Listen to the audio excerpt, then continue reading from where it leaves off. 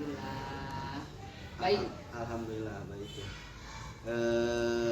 Sebelumnya saya ucapkan terima kasih kepada Ibu yang telah meluangkan waktu pada kesempatan ini, yang mana pada hari ini saya akan mewawancarai Ibu terkait tugas saya sebagai seorang guru penggerak mengenai tentang modul 3.1 yaitu keputusan dalam kepemimpinan.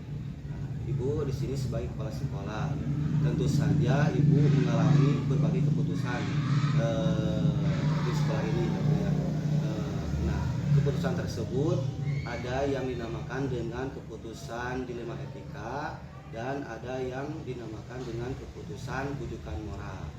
Nah, yang saya ingin tanyakan, bagaimana Ibu cara mengidentifikasi apakah masalah-masalah tersebut termasuk ke dalam dilema etika atau termasuk ke dalam bujukan moral selama ini? Ya.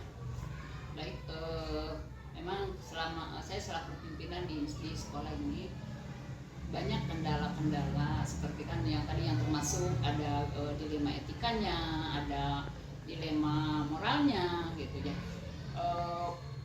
Tentu dalam mengambil keputusan kita kan tidak bisa mengambil sendiri, tetapi ada langkah-langkah juga. Ada hal misalkan yang perlu dimusyawarahkan, ada yang perlu diprioritaskan gitu kan. Nah, yang pertanyaannya apa untuk dari Pak Dadan untuk saya? Cara mengidentifikasi apakah ini termasuk kepada kasus bujukan moral ataupun dilema etika. Oh iya. Nah, kalau misalkan itu ada yang termasuk dilema etika juga, ada yang termasuk etika moral juga. Nah, diantaranya untuk mengidentifikasi misalkan yang dari etika, ya, dilema etika itu bahkan tidak ada misalkan saya tidak menggunakan langkah-langkah atau ada strategi apa, tapi kadang ketika kita mengambil suatu keputusan ini sebelum kita mengambil keputusan, nah kita mengidentifikasi dulu, memilah dulu, mencari latar belakangnya apa. Nah nanti apakah ini yang termasuk ke etika atau ke moral. Nah untuk itu setelah misalkan ini termasuk ke sini, misalkan termasuk ke etika moral.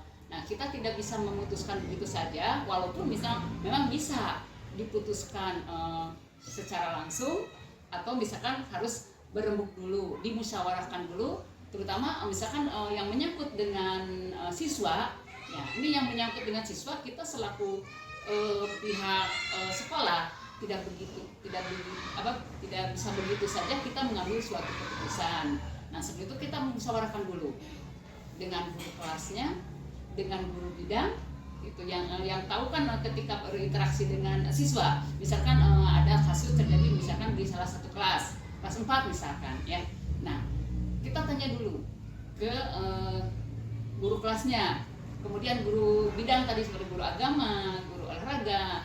Nah misalkan kita udah tidak seperti ini misalkan masalahnya, seperti salah contoh tadi kenapa siswa tidak dinaikkan kelas. Nah kan ada berbagai pertimbangan kita, walaupun ketika mau mengambil keputusan atau di akhir tahun pelajaran untuk naik tidaknya siswa, kita kan tidak bisa mengambil begitu saja, tapi kita harus berembuk dulu. Bahkan yang paling inti karena orang tua sekarang kan, kalau misalkan anaknya tidak naik kelas, itu kan jadi permasalahan yang besar juga. Nah, jadi untuk itu setelah kita dimusyawarahkan dengan dewan guru semua, kita komunikasikan dengan orang tuanya.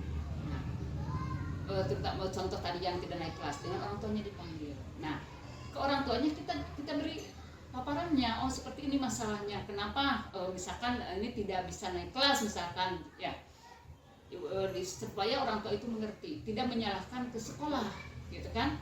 Nah misalkan ada permintaan dari orang tua, jangan sampai tinggal kelas, nanti kan kalau dari kelas 4, 5, 6 kalau tidak naik kelas otomatis DO kan, mereka tidak mau sekolah karena takut dibully juga kan sama teman-temannya. Nah kemungkinan permintaan orang tua kebanyakan kayakan gitu kan, taikun we isin bu anu gitu. Emang di sekolah juga mempertimbangkan seperti itu. Ya oke lah, orang tua misalkan meminta seperti itu, kita beri kesempatan. Ya kita kan efeknya juga ke psikis anak gitu kan. Nah Tapi kita punya syarat. Nah, ke orang tua kita kalau boleh ini anak ini misalkan mau naik kelas, tetapi dengan catatan. Nah, itu kan ayo kita bersama-sama pihak sekolah dengan pihak orang tua untuk meningkatkan prestasi siswa. Nah, itu. Jadi ada perhatian khusus juga untuk syarat untuk menaikkan kelas. Emang kan sekarang tidak boleh ada yang pindah kelas, betul. Itu ya. Itu etika dilema etika. Nah, untuk moralnya, moral juga sama. Di sini kan kadang anak-anak itu suka paling membuli kan. Nah, itu bagaimana caranya? Nah, kita sama juga. Karena ini kalau masalahnya udah besar, berarti kita dengan komite juga. Nah, kerjasama dengan komite, dengan pihak yang terkait. Nah, misalkan ada masalah seperti ini, bagaimana harusnya gitu kan. Nah, setelah bisa diambil keputusan, kita mengambil akan permasalahannya apa, baru kita bisa menyimpulkan mana dulu yang akan didahulukan. Jadi tetap ada skala prioritas juga. Apalagi misalkan kita masuk ke lingkungan baru, ya lingkungan baru kan kita belum tahu karakternya, baik siswanya maupun personilnya, PTK-nya sama kan. Apalagi misalkan di sana ada senior, bagaimana sikap kita itu kalau memasuki suatu tempat yang ada seniornya harus bagaimana? Ya, bahkan junior juga sama.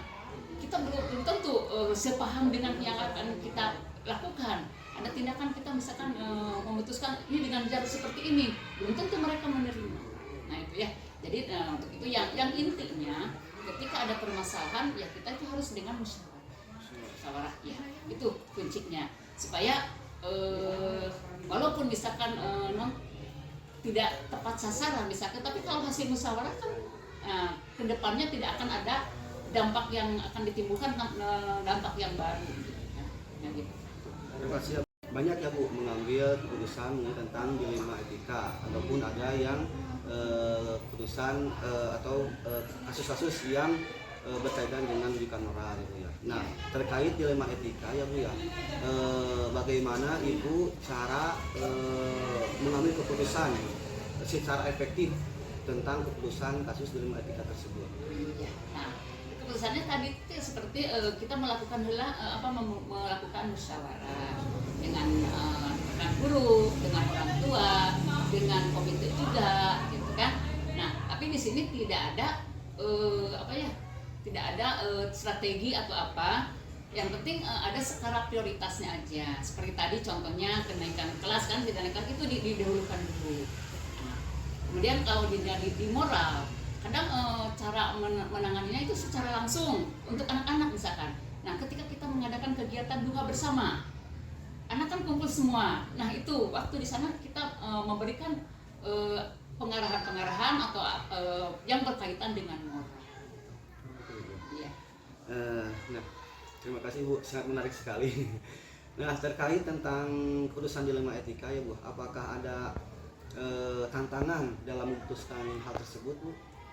Tentu ada tantangannya. Yang dilema etika tadi seperti contohnya anak tidak naik kelas, tantangannya ada dari orang tua.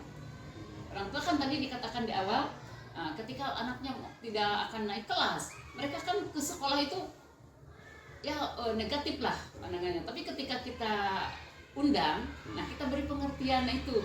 Jadi kenapa sekolah seperti ini? Ya, bahkan untuk anak yang malas sekolah, nah gitu, kita datangi kumpisit.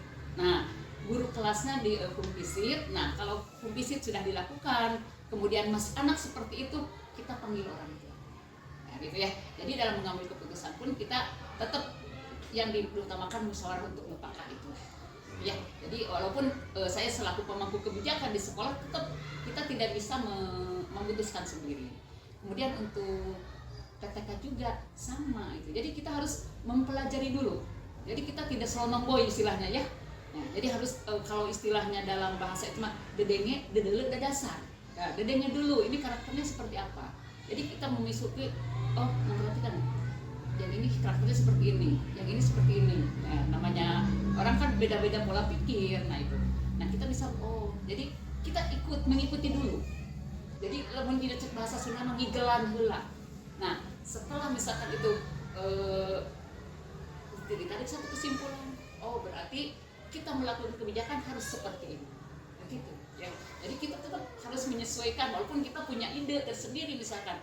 Nah kalau misalkan ide kita rasa ide yang akan kita kemukakan atau kita putuskan menurut pemikiran saya bagus itu ya, tapi belum tentu menurut orang lain. Nah jadi kita bagaimana berembuk dulu nih keputusan seperti ini, pendapat bapak-bapak atau ibu-ibu mau bagaimana, nanti diambil keputusan. Terima kasih ya Bu. Lalu terkait keputusan dilema etika ya Bu ya, apakah Ibu memutuskannya secara langsung di tempat ataupun ada jadwal-jadwal tertentu dalam memutuskan permasalahan tersebut? Ya. Nah itu tergantung, kita situasional ya. Jadi fleksibel saja. Misalkan emang kalau perlu diputuskan di tempat, langsung putuskan saja, gitu ya. Nah kecuali misalkan yang seperti tadi yang harus memanggil orang tua. Nah kalau yang terjadi di sekolah kali kita bisa sambil memperhatikan dulu titik permasalahan seperti ini, diambil kesimpulan. Insya Allah yang lain pun akan mengerti. Ya. Jadi ada dua cara, dia bisa langsung, bisa dengan ada tenggang waktu. Ya, tergantung masalahnya apa. Gitu. Jadi kita harus tahu dulu masalahnya gitu. Kalau yang ringan-ringan bisa diputuskan sekarang. Nah kalau yang misalkan agak rumit, baru itu kita musyawarahkan. Jadi ada tenggang waktu. Ya. Itu ya Bu. Jadi tergantung keputusannya Bu ya. Iya. Kalau ringan bisa putusan hari itu juga ya, tempat Bisa, juga ya. bisa. Kalau misalkan memerlukan waktu ya bisa dijadwalkan terlebih dahulu. Iya, nah seperti itu. Nah, lalu selanjutnya, ketika Ibu mengambil keputusan tersebut, apakah ada seseorang ataupun faktor-faktor yang membantu membuat keputusan tersebut yang Ibu lakukan itu lebih mudah gitu? Ya, ada, yaitu dari rekan kerja. Misalkan nih ada seperti ini, bagaimana nih keputusannya gitu ya. Jadi tetap walaupun sekecil apapun hal yang akan kita ambil keputusan, tetap dengan musyawarah gitu ya. Jadi walaupun memang bisa diputuskan untuk hari itu juga, saat itu juga.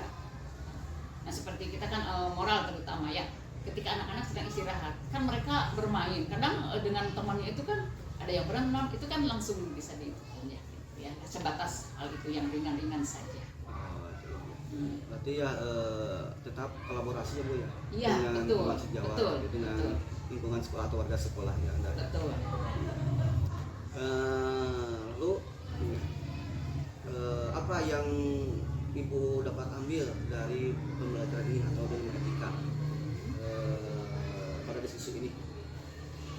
Ya, yang dapat saya simpulkan, nah dengan kita mengetahui berbagai macam masalah yang ada di sekolah kita, nah itu bisa dijadikan sebagai pembelajaran untuk meningkatkan kualitas pendidikan di sekolah ini, gitu kan? Nanti bisa dimasukkan ke rapot mutu juga, gitu kan? Berarti ini di segi etika ya gimana yang perlu lebih ditekankan, gitu kan? Kita juga di samping kepada siswa juga kepada rekan kerja guru-guru gitu kan, apalagi dengan sistem yang kita itu kan ada tuturi handayaninya, itu kan peran guru itu dengan menggunakan sistem among kan, ketika kita mengajar di kelas dengan sistem among, ada ingar sesungkulodo inmadya mamukarso tuturi handayani, mana porsi kita untuk yang menjadi teladan, yang memberi contoh, yang membimbing, yang memberi dorongan, itu kan yang memotivasi mana saja. Itu kan jadi sistem among pun bisa diterapkan di semua kelas. Tapi yang paling porsinya paling banyak itu untuk di kelas rendah. Ingar sosuntulodo, memberi teladan. Paling kan anak 1, 2, 3 masih mencontoh kepada gurunya. Jadi kita pun memberi pengertian kepada rekan kerja juga, dan ketika rapat bulanan setidaknya kita membahas mengenai masalah-masalah yang timbul di sekolah ini, kemudian plus penyelesaiannya, bagaimana langkah kita supaya dilema etika, dilema moral seminimal mungkin bisa diredam. Ya, jadi kita tetap sama-sama tidak bisa memutuskan sendiri gitu ya. Ya. Terima kasih Bu atas kesempatannya. Mungkin dari saya cukup sekian saja Bu ya. Banyak ilmu yang didapat dari Ibu ya dalam mengambil suatu keputusan gitu ya.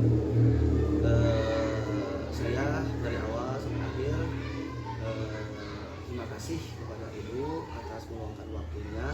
Mudah-mudahan bisa diterapkan oleh saya ke depannya. Amin, amin, amin. Terima kasih Ibu. Cukup diam saja. Assalamualaikum warahmatullahi wabarakatuh. Waalaikumsalam warahmatullahi wabarakatuh. Mudah-mudahan.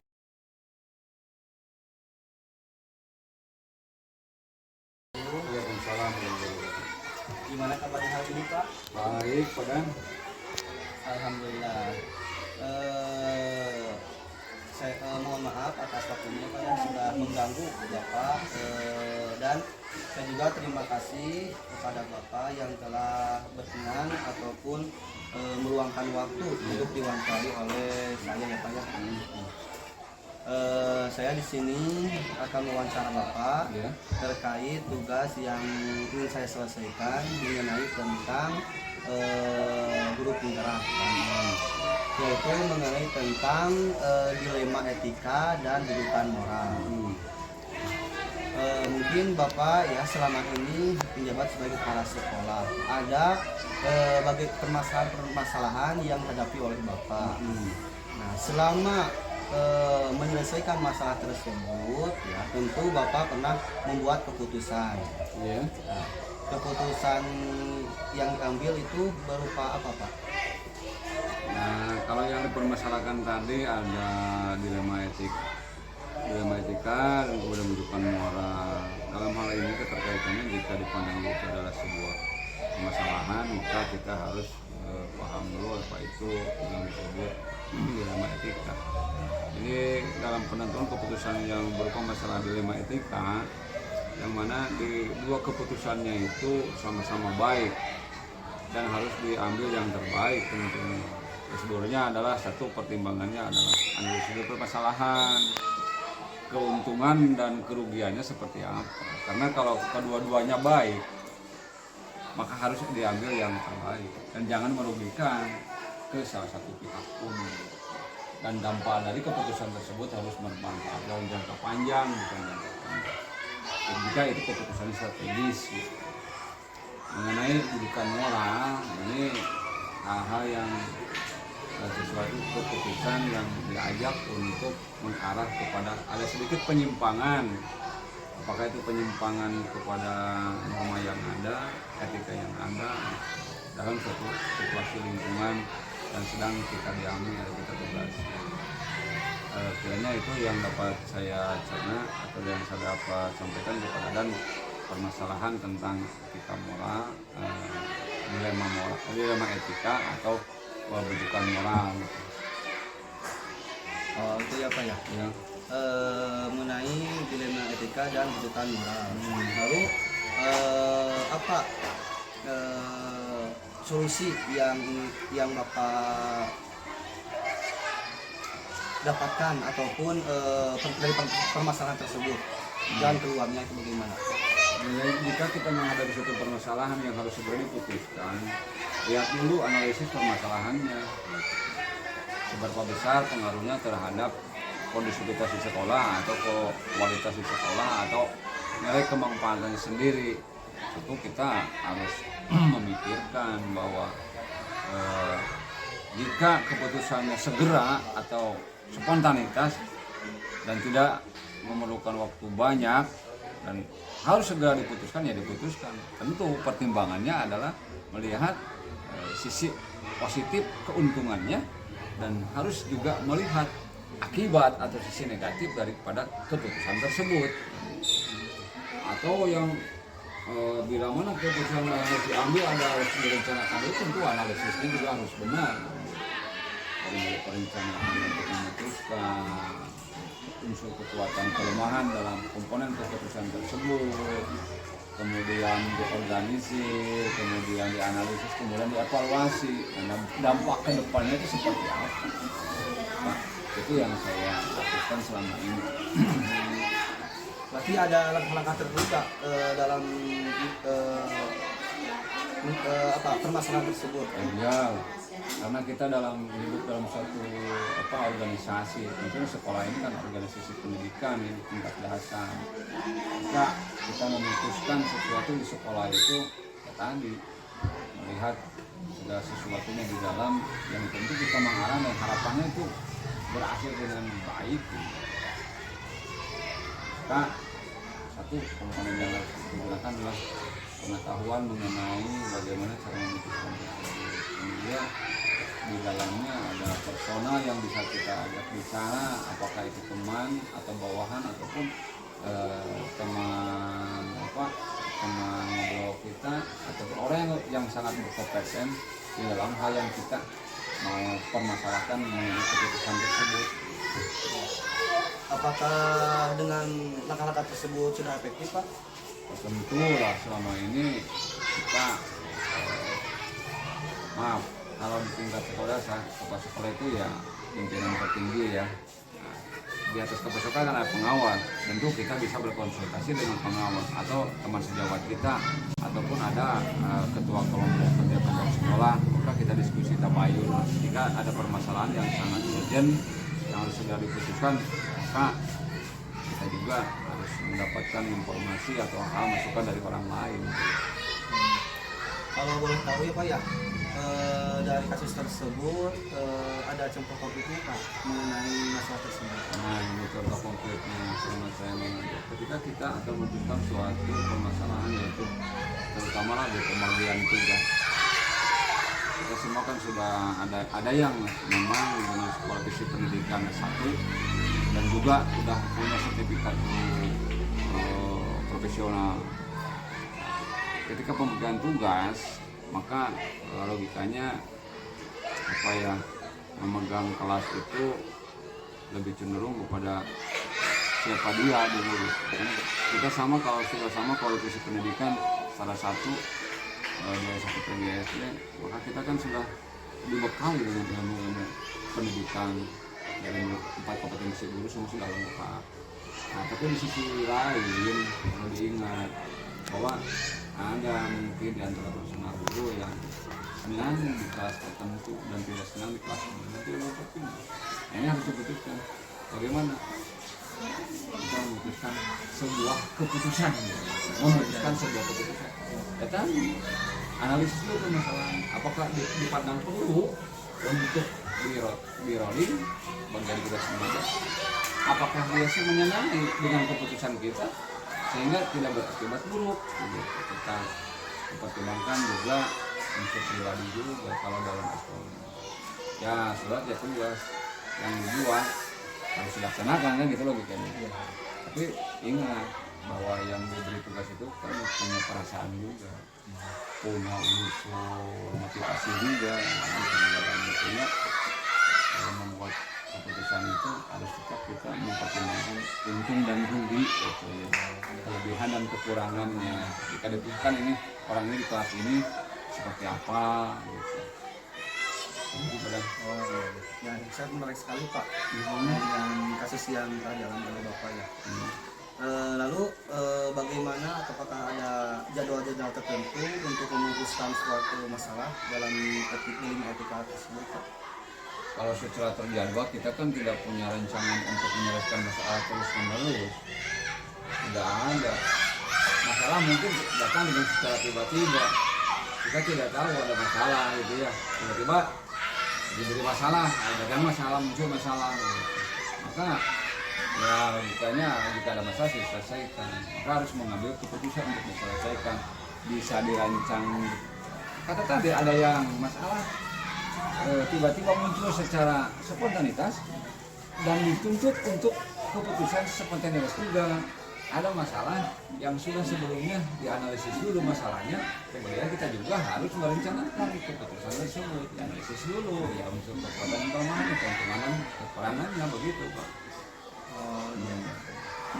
Ya tapi di analisis itu ada ya kalau analisis. Nah lalu ketika Bapak mengambil keputusan tersebut, apakah ada orang-orang yang membantu Bapak atau istilahnya itu sharing atau diskusi supaya masalah tersebut yang membantu dalam menyelesaikannya. Itulah teman kita, kayak kita hidup sebagai makhluk sosial gitu ya, dan terbiasa berorganisasi, kita punya ikatan kuat dengan kelompok kerja atau bersekolah. Kita bisa berdiskusi di dalam untuk menghadapi salah.